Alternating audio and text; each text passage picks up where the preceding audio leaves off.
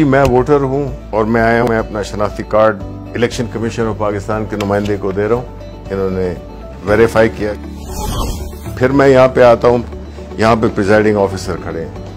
Presiding officer मेरा ID card check करते हैं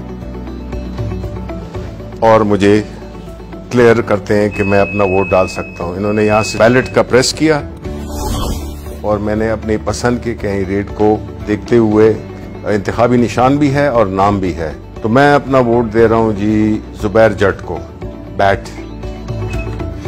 ये मैंने दबा दिया अपना वोट।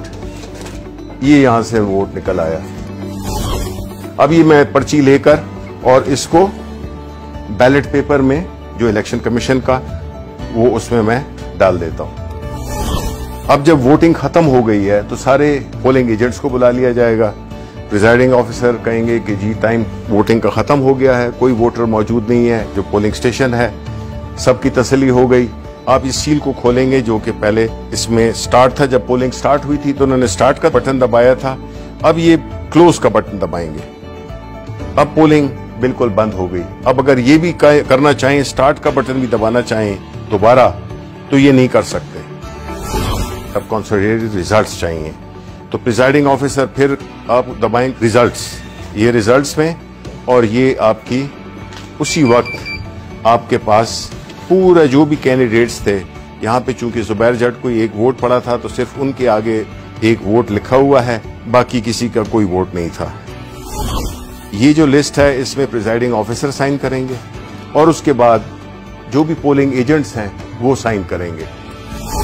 हमने फिर एक एप्लीकेशन डेवलप की है जिसमें कि जो QR कोड है उसको जो प्रिजाइडिंग ऑफिसर है उसके पास उसकी एप्लीकेशन होगी, वो उसको स्कैन करेगा।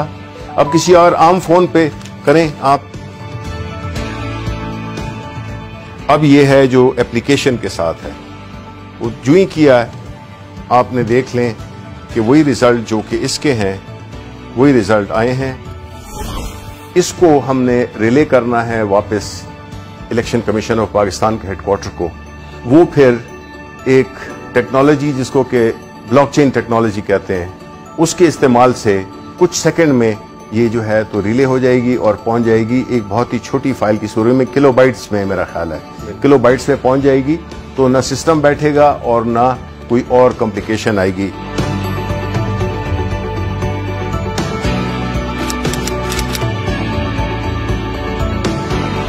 अगर कोई ये कोशिश भी करे कि वो उसी तरह का वोट पहले तो छपवा नहीं सकता, लेकिन अगर छपवा भी ले तो वो वोट इसलिए काउंट आउट होगा क्योंकि हर वोट के ऊपर एक बार कोड है।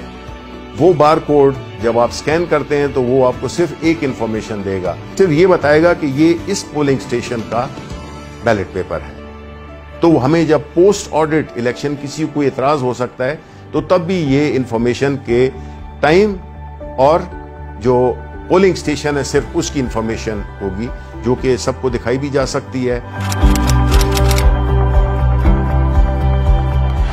ब्लॉकचेन टेक्नोलॉजी का जो बुनियादी कॉन्सेप्ट है वो यही है कि उसको चूंकि मल्टीपल उसकी लेजर्स होते हैं तो उसको कोई चेंज नहीं कर सकेगा, ऑल्टर नहीं कर सकेगा। तो इसलिए जो मसला था RTS का, जिसकी वजह से इसको इस पूरे अमल को एक बदनामी का सामना करना पड़ा, उसका हल भी हमने निकाल दिया है। जब एक वोट डल जाए तो ये मशीन डीएक्टिवेट हो जाती है और जब तक के बैलेट का बटन न दबाएं प्रिजाइडिंग ऑफिसर, वो जो इजाजत थी वो एक ही वोट के लिए थी।